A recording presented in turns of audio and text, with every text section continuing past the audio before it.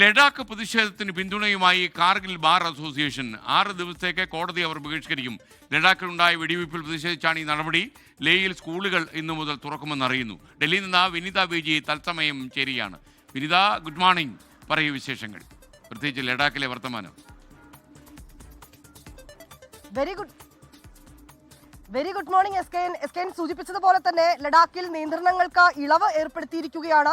നിലവിലുള്ള സ്ഥിതിഗതികൾ പരിഗണിച്ചുകൊണ്ടാണ് ഇത്തരത്തിലേക്കുള്ള ഇളവുകൾ നൽകിയിരിക്കുന്നത്. കഴിഞ്ഞ ദിവസങ്ങളിലെല്ലാം സ്കൂളുകളൊക്കെ തന്നെ അടഞ്ഞുകിടക്കുകയായിരുന്നു. ഇന്ന് സ്കൂളുകൾ ഇന്നു മുതൽ വീണ്ടും തുറന്ന് പ്രവർത്തിക്കും. ക്ലാസ്സുകളൊക്കെ തന്നെ പുനരാരംഭിക്കുകയാണ്. 8 വരെയുള്ള ക്ലാസ്സുകളാണ് ഇന്ന് പുനരാരംഭിക്കുക. ഇത് കൂടാതെ തന്നെ എല്ലാ മേഖലയിലും ഈ നിരോധനം ഏർപ്പെടുത്തിയ ലേയിൽ ഉൾപ്പെടെ കടകൾ തുറന്ന് പ്രവർത്തിക്കാനും അനുവാദം നൽകിയിട്ടുണ്ട്. രാവിലെ 10 മണി മുതൽ വൈകിട്ട് 6 മണി വരെ പൊതുഗതാഗതത്തിനും അനുമതി നൽകിയിട്ടുണ്ട്. ലഡാക്ക് ഭരണകൂടം ഇത് സംബന്ധിച്ചുകൊണ്ടുള്ള ഉത്തരവ് പുറത്തിറക്കിയിരിക്കുകയാണ്. അതുമായി ബന്ധപ്പെട്ടുകൊണ്ടുള്ള നടപടികൾ ഒരു വശത്ത് പുരോഗമിക്കുന്നുണ്ട്. മറുവശത്ത് ഈ ലഡാക്കിലുണ്ടായ പ്രതിഷേധത്തിന് വലിയ പിന്തുണയുമായി നിരവധി സംഘടനകളൊക്കെ തന്നെ രംഗത്തെത്തിയിരിക്കുകയാണ്. ഇപ്പോൾ കാർഗിൽ ബാർ അസോസിയേഷൻ രംഗത്തെത്തിയിരിക്കുന്നു. അവർ കോടതി ബഹിഷ്കരിക്കാനാണ് തീരുമാനിച്ചിരിക്കുന്നത്.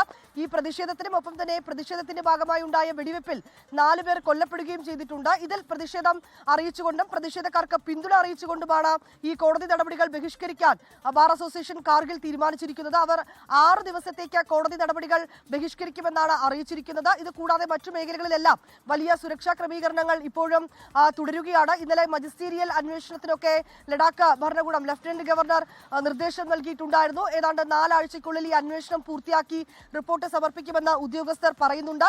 പക്ഷേ ഇപ്പോഴും ചർച്ചകളിൽ നിന്ന് പിന്മാറി നിൽക്കുകയാണ് കാർഗിൽ അസോസിയേഷനും ഒപ്പം തന്നെ ഡെമോക്രാറ്റിക് കാർഗിൽ അലയൻസും ഒപ്പം തന്നെ ലേ അപ്പെക്സ് ബോഡിയും. ഈ സോനം വാങ്ചുക് ഉൾപ്പെടെയുള്ളവരെ മോചിപ്പിക്കണമെന്നാണ് തന്നെയാണ് അവരുടെ ഏറ്റവും പ്രധാനപ്പെട്ട ആവശ്യം. അതിനിടെ ഇന്നലെ ഈ പ്രതിഷേധവുമായി ബന്ധപ്പെട്ട് അറസ്റ്റ് ചെയ്ത 26 പേരെ വിട്ടയക്കുകയും ചെയ്തിട്ടുണ്ട്. S K, okay, thank you. Vinitha വിജയാണ് വിവരങ്ങൾ നൽകിയത്. ലോകത്തെവിടെയായാലും ഏത് സമയത്തും 24 വാർത്തകളും ഓഗ്മെന്റഡ് റിയാലിറ്റി പാക്കേജുകളും എക്സ്പ്ലെയിനറുകളും വിശദമായി കാണാൻ ഞങ്ങളുടെ യൂട്യൂബ് ചാനൽ നിങ്ങൾക്ക് സബ്സ്ക്രൈബ് ചെയ്യാം.